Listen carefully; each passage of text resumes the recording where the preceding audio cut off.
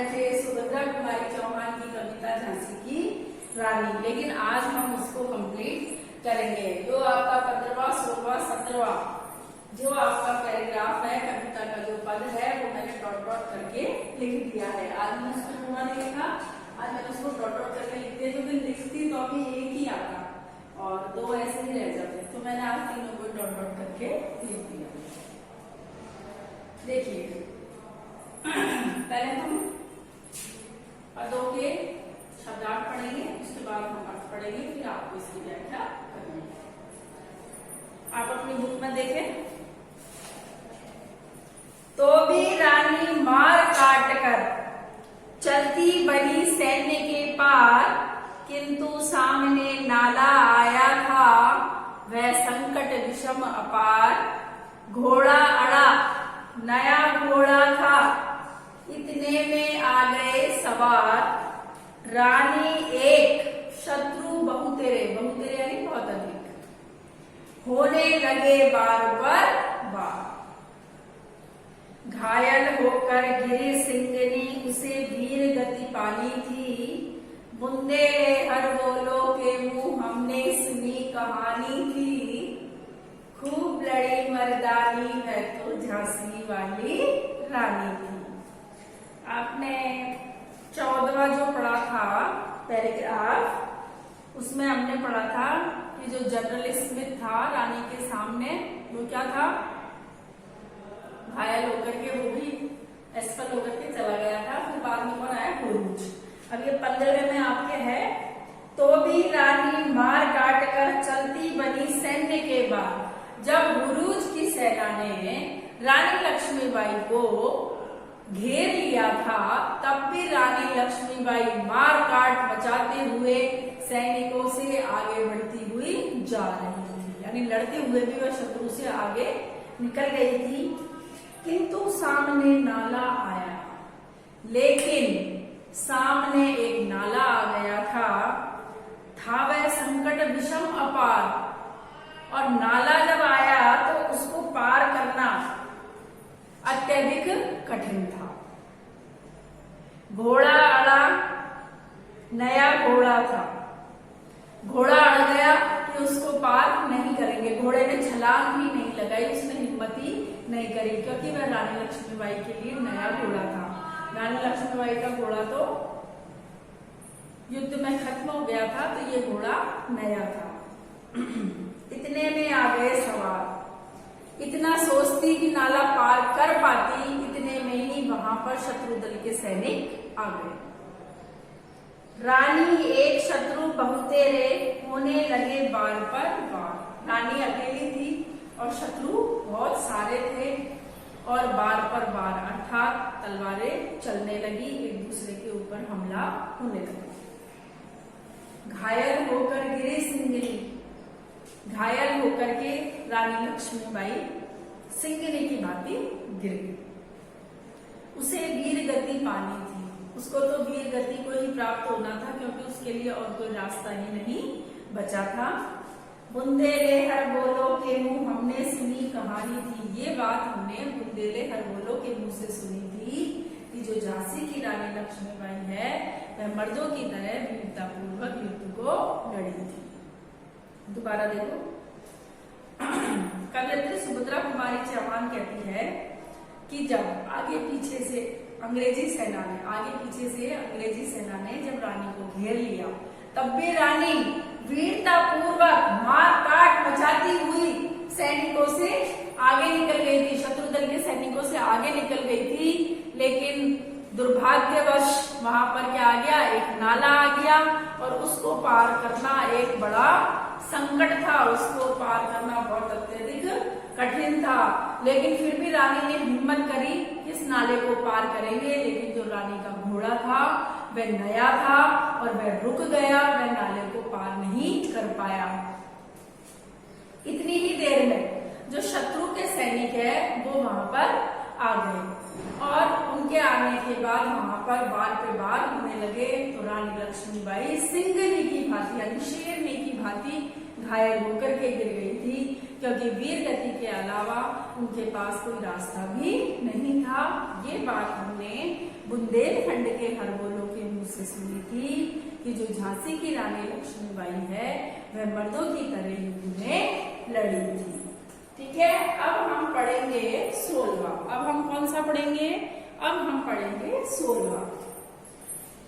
अब भाई रानी खत्म हो गई। रानी गई सिधार, रानी गई सिधार, चिताब उसकी दिव्य सवारी थी। देखो आपको एक बात बताऊं, जब रानी घायल होकर के वहां पर गिर गई ना, तो पीछे से सैनिक भी आ गए। जो उनके विश्वास पात्र थे ना, वो रानी के शव को उठा करके ले गए थे, मरी हुई के शव को उठा करके ले गए थे। और एक बाबा गंगादास है, बाबा गंगादास की एक कुटिया थी वहां पर, बाबा गंगादास की कुटिया थी, वहां पर ले गए और वहां पर रानी की चिता को जलाया गया था। उनके जो विश्वास पत्र सैनिक थे ना रानी के, वो उनके शव को उठा के ले गए थे, क्योंकि उनको पता था कि अगर रानी का शव अंग्रेजों के हाथ लगेगा तो वो क्या करेंगे, इसकी बेइज्जती करेंगे, इसके टुकड़े करेंगे, इसलिए वो उठा करके ले गए थे। यानी रानी की जो वीर थी कि वीर गति को प्राप्त होने के बाद भी अंग्रेज उसके शव को हाथ नहीं लगा सके।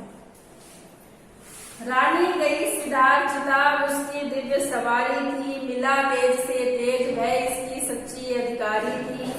अभी उम्र कुल 23 की थी, मनुज नहीं वह अवतारी थी। मनुज यानी मनुष्य। हमको जीवित करने आई बन स्वतंत्रता नारी थी, दिखा गई पथ सिखा गई हमको जो सीख सिखानी थी। बुंदेले हरबोलों के मुंह हमने सुनी कहानी थी, खूब लड़ी मर्दानी वह तो झांसी वाली रानी थी। देखो रानी गई सिधार, कवियत्री कहती है कि रानी कहीं पर स्वर्ग में सिधार गई, स्वर्ग को सिधार गई। अब उसकी चिता, उसकी दिव्य सवारी थी, चिता पर सवार होकर जो उसका दिव्य स्वरूप था वह विलीन हो गया। मिला तेज से तेज की वह सच्ची अधिकारी थी। एक प्रकार से जो उसका तेजस्वी रूप है वह ईश्वर के तेज से जा मिला, और ऐसा होना भी चाहिए था, क्योंकि वह तेज की सच्ची अधिकारी भी थी। वह तेजस्वी उसका जो तेजस्वी रूप है वो ईश्वर से जा मिला, और ऐसा होना भी चाहिए था, क्योंकि वह तेजस्विनी कहलाने की अधिकारी थी। अभी उम्र कुल 23 की थी, और जो रानी थी उनकी अवस्था अभी केवल 23 वर्ष की थी। मनुज नहीं अवतारी थी, वह तो मनुष्य नहीं थी बल्कि मनुष्य रूप में अवतारी थी। हमको जीवित करने आई बल स्वतंत्रता नारी थी। जो हम लोग जनता निराश होकर के बैठे थे, गुलामी की दास्ता में जकड़े हुए थे, उनको जीवित करने आई थी वो तो स्वतंत्रता की नारी बनकर, अर्थात सबके मनों में स्वतंत्रता की चिंगारी जगा दी। दिखा गई पथ सिखा गई हमको जो सीख सिखानी थी, उसको जो रास्ता दिखाना था वह हमको दिखा गई, और उसे जो सीख देनी थी स्वतंत्रता की वह हमें सिखा गई। ये बात हमने बुंदेलखंड के हरबोलों के मुंह से सुनी थी कि जो झांसी की रानी लक्ष्मीबाई थी वह अत्यंत वीरता पूर्वक अंग्रेजों से युद्ध लड़ी थी। दोबारा कवियत्री सुभद्रा कुमारी चौहान कहती है कि रानी का जो शरीर है या रानी है जो कहाँ सिधार गई, स्वर्ग सिधार गई, अर्थात रानी मर गई। अब उसकी दिव्य सवारी थी, और जो चिता थी वह उसकी दिव्य सवारी थी, यानी उसके बलिदान का जो शरीर था वही उसकी दिव्य सवारी थी। मिला तेज से तेज, रानी जब स्वर्ग को सिधार गई तो ऐसे लगा जैसे उसका तेज है, तेजस्वी जो रूप है वो ईश्वर से जाकर मिल गया, और ऐसा होना भी चाहिए था, क्योंकि वो तेजस्वी भी कहलाने की सच्ची अधिकारी थी। अभी उम्र कुल 23 की थी। जब रानी स्वर्ग को सिधारी तब उनकी उम्र केवल 23 वर्ष की थी। मनुज नहीं अवतारी थी, वह मनुष्य नहीं थी बल्कि मनुष्य के रूप में अवतारी थी। हमको जीवित करने आई बल स्वतंत्रता नारी थी। उन्होंने अपनी बहादुरी के कार्यों से हमें क्या कर दिया, जीवित कर दिया, हमें प्रेरणा दे दी।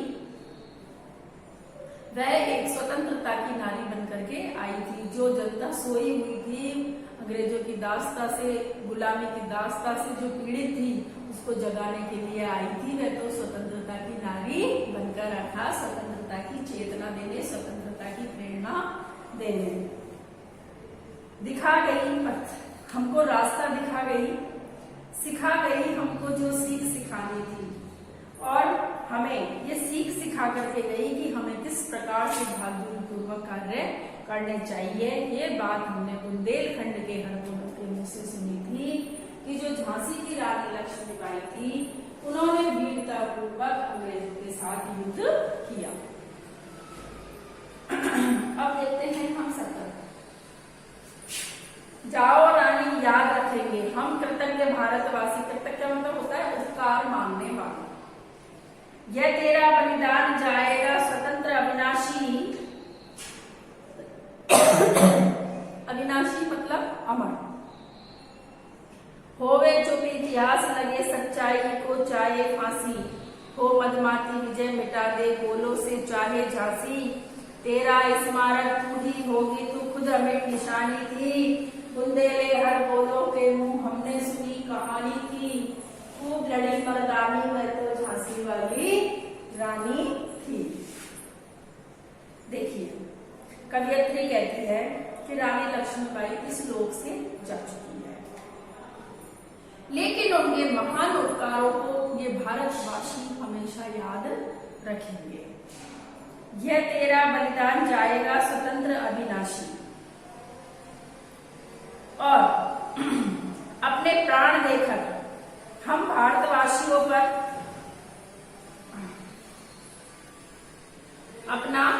अपने प्राण न्यौछावर करके हम भारतवासियों के ऊपर उपकार किया है। तुम्हारा ये बलिदान हमेशा अमर ही रहेगा। होवे चुप इतिहास लगे सच्चाई को फांसी। कभी भी इतिहास उसे ये हो सकता है कि इतिहास कभी भी उसे ऐसा महत्व न दे, भले ही सच्चाई को दबा दिया जाए, भले ही विजय प्राप्त करने के बद में अंग्रेज तुम्हारे किला है, महल है, झांसी है, उसको गोलों से मिटा दे। तेरा स्मारक तू ही होगी, लेकिन तेरी पहचान तो तू खुद ही होगी। तू खुद अमिट निशानी है, तो खुद अमिट निशानी है, अर्थात तुझे भुलाया नहीं जा सकता। ये बात हमने बुंदेलखंड के हरगोलों के मुंह से सुनी थी कि जो झांसी की रानी लक्ष्मीबाई है, उन्होंने वीरता पूर्वक युद्ध किया था। जाओ रानी याद रखेंगे। सुभद्रा कुमारी चौहान कहती है कि रानी लक्ष्मीबाई इस लोक से चली गई, लेकिन हम भारतवासियों के ऊपर जो उन्होंने उपकार किए हैं, इसलिए भारतवासी उन्हें हमेशा याद रखेंगे।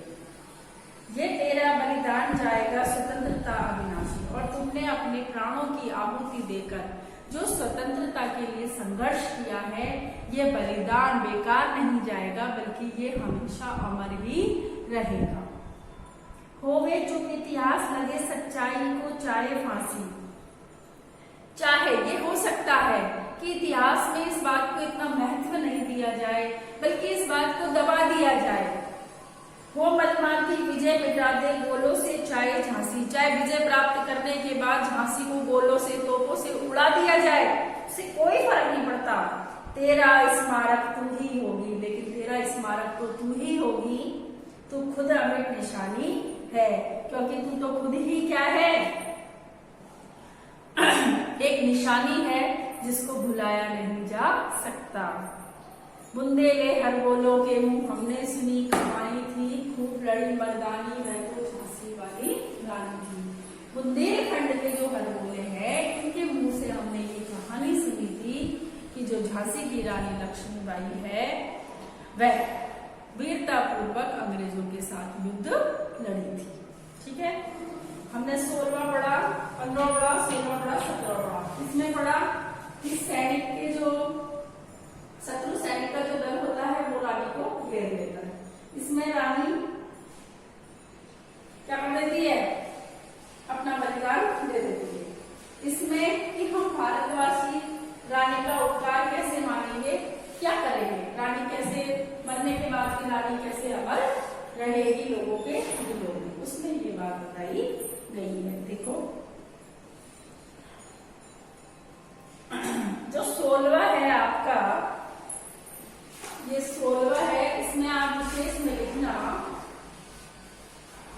इसमें विशेष में लिखना अनुप्रास व यमक अलंकार। अनुप्रास व यमक अलंकार है, ठीक है। ये है इसमें 16, ठीक है, ये लिख देना। अब आप अपने डायरी नोट कीजिए।